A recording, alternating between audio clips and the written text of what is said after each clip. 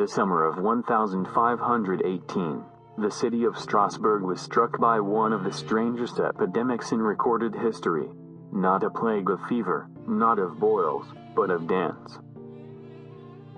Men, women, and even children moved uncontrollably in the streets, twisting, turning, collapsing in exhaustion, yet unable to stop.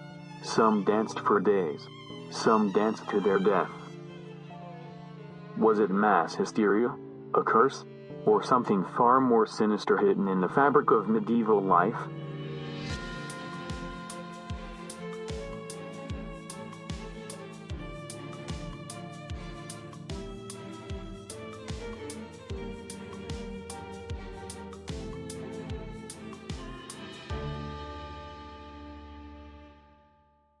This is the story of the dancing plague. In the summer of 1518, the city of Strasbourg, then a bustling hub within the Holy Roman Empire, was struck by a phenomenon so bizarre, so inexplicable, that it continues to puzzle historians, scientists, and doctors to this day. Imagine waking up to find hundreds of people in the streets, dancing, not in joy, not in celebration, but in compulsion. Their bodies moving against their will, hour after hour, day after day, until some collapsed from sheer exhaustion. This was no festival, no ritual. This was a plague of dance.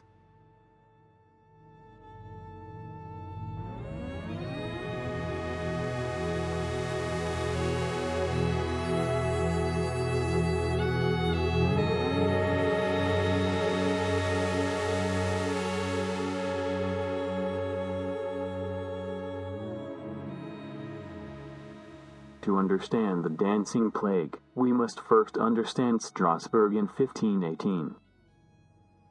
This was a time of famine and disease. Harsh winters and poor harvests had left many on the brink of starvation. Meanwhile, outbreaks of illnesses, such as smallpox and syphilis, were common across Europe.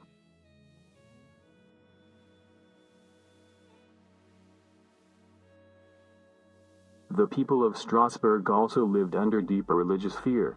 The Catholic Church taught that misfortune and suffering were often punishments from the saints, or from God himself. On July 14, 1518, witnesses saw Frau Trotha begin a strange, frenzied dance. She twisted, spun, and stomped, not for minutes, but for hours. By the next day, she was still dancing. After nearly a week, others began to join her. First dozens, then hundreds. Historical accounts suggest that within a month, as many as 400 people were caught up in the mania. Imagine the scene: narrow medieval streets filled with exhausted bodies, their feet raw and bleeding, their clothes drenched in sweat. Some collapsed, only to rise again and continue moving, as if controlled by some unseen force. The Strasbourg City Council was desperate. At first, they turned to physicians, who declared that the dancers suffered from overheated blood. Their solution? Let them dance the sickness away.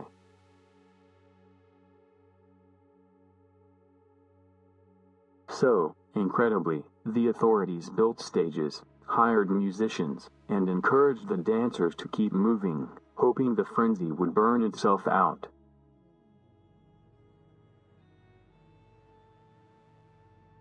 But the opposite happened. The numbers swelled. The madness intensified. Instead of curing the plague, the city had created a festival of suffering. When medicine failed, Strasbourg turned to faith. The council banned public music, hoping silence would break the spell. Then, they ordered the afflicted to be taken on pilgrimage to a shrine dedicated to Saint Vitus, in the nearby town of Saverne.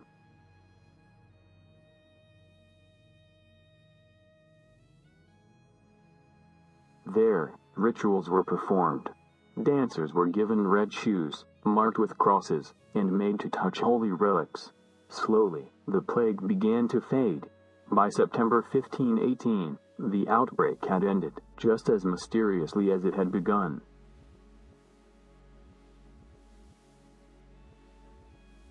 But what was the cost? Some accounts claim that 15 people a day died at the height of the outbreak.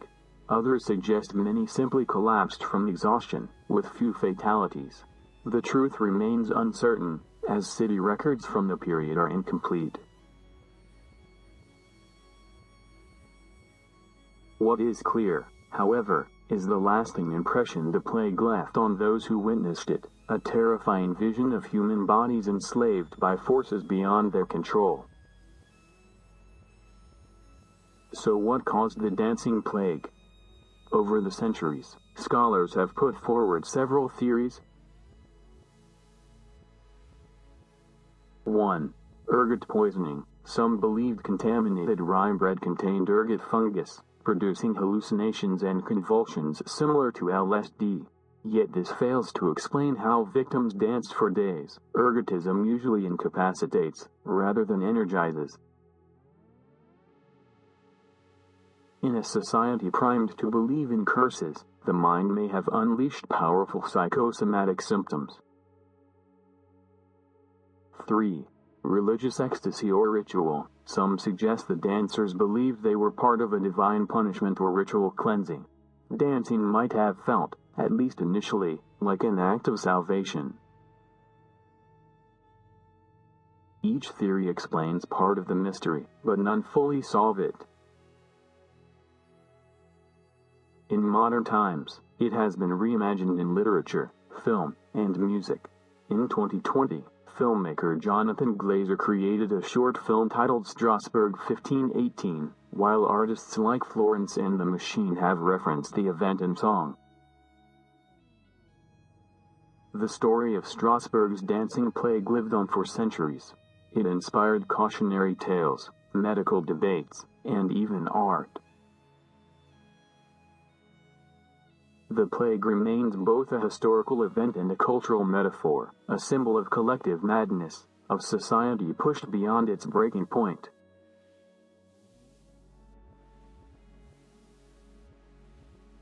What we know is this: for one strange summer, hundreds of people lost control of their bodies, and their city was transformed into a dance floor of suffering. And though the dancers are long gone, their story endures, a haunting reminder of how fragile the line between mind, body, and belief can truly be. 500 years later, the dancing plague of 1518 still baffles us. Was it poison? Was it stress? Was it the mind's power over the body, or the body's surrender to faith? The dancing plague of 1518 has never been fully explained. Some blame poisoned bread, others speak of curses or divine punishment. But perhaps the most unsettling theory is that it was all too human, the mind, pushed beyond its limits, manifesting terror in the form of endless motion. This was Epidemic. If you want to uncover more of history's forgotten and bizarre chapters, make sure to subscribe, and prepare for more stories stranger than fiction.